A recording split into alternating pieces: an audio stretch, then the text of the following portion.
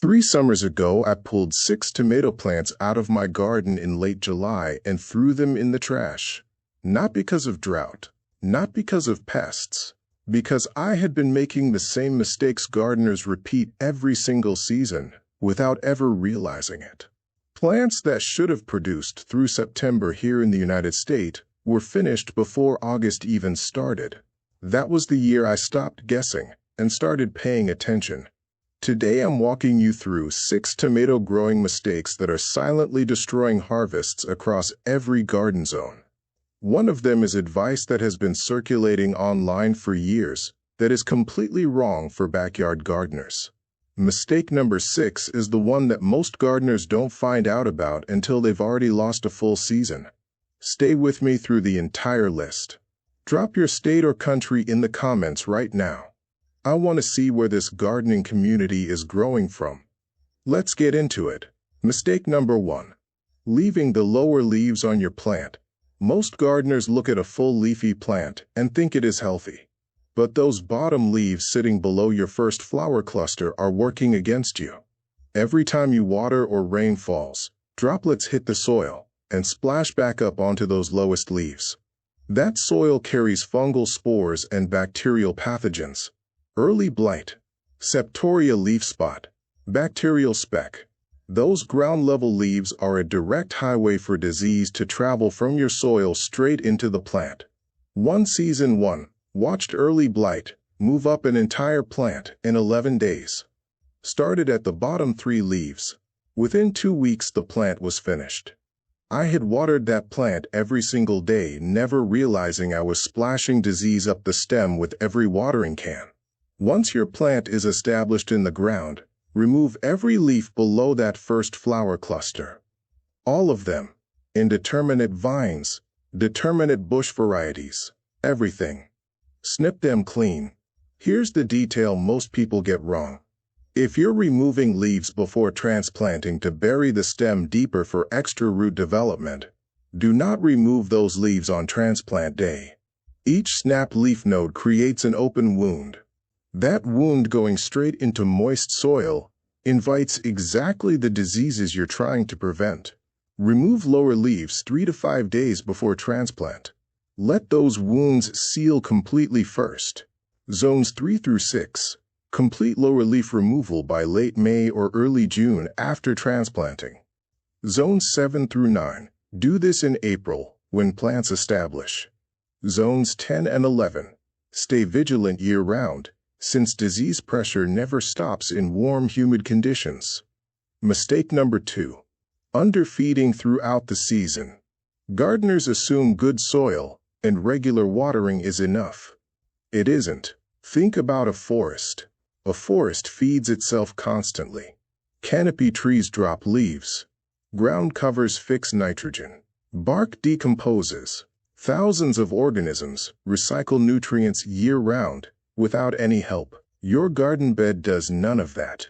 It takes everything from the soil and gives almost nothing back.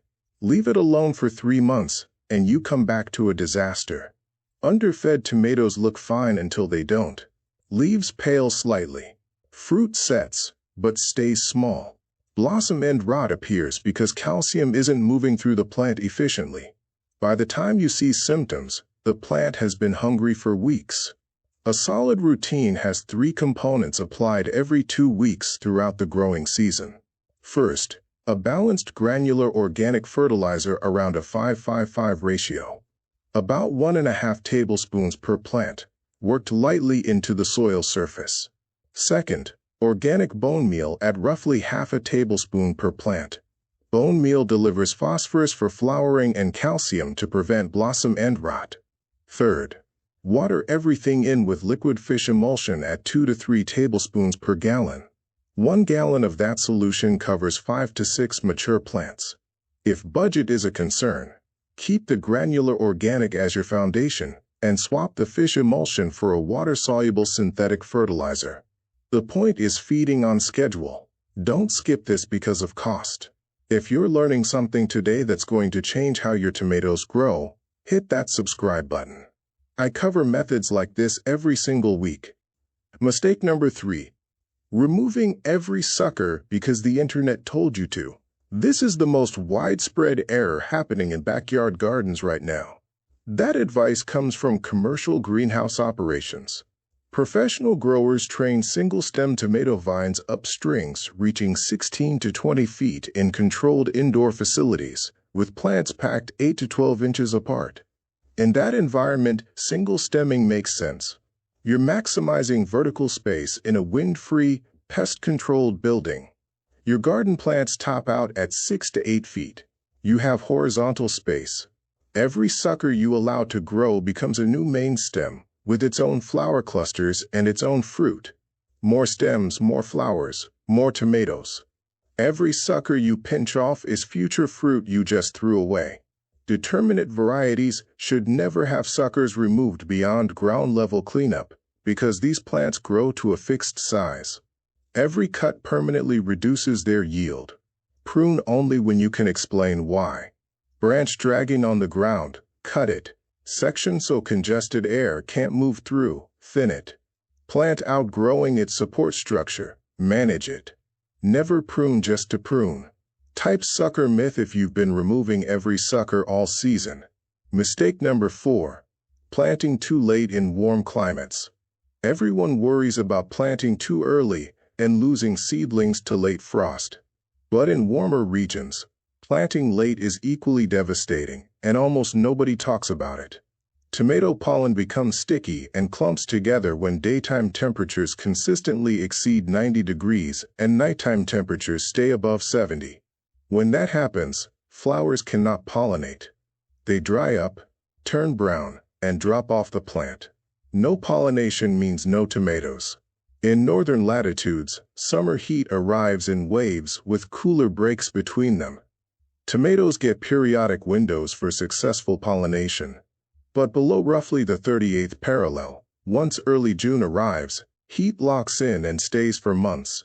If your plants weren't flowering before that heat window arrived, the season is effectively over for large fruited varieties. Beefsteaks and heirlooms fail hard. Cherry tomatoes and heat-tolerant Roma types can sometimes push through. Plant early. Let plants flower and set fruit during moderate spring temperatures. Ripen that existing fruit through the hot months. You're working with your climate, not against it. Zones 3 through 6, plant after last frost, knowing your summer heat window is short but manageable. Zones 7 through 9 below the 38th parallel. Get transplants in the ground by mid-April at the latest. Zones 10 and 11, consider a fall tomato crop entirely. Your spring window closes fast. If this is the first time you've heard about the 38th parallel rule, hit subscribe.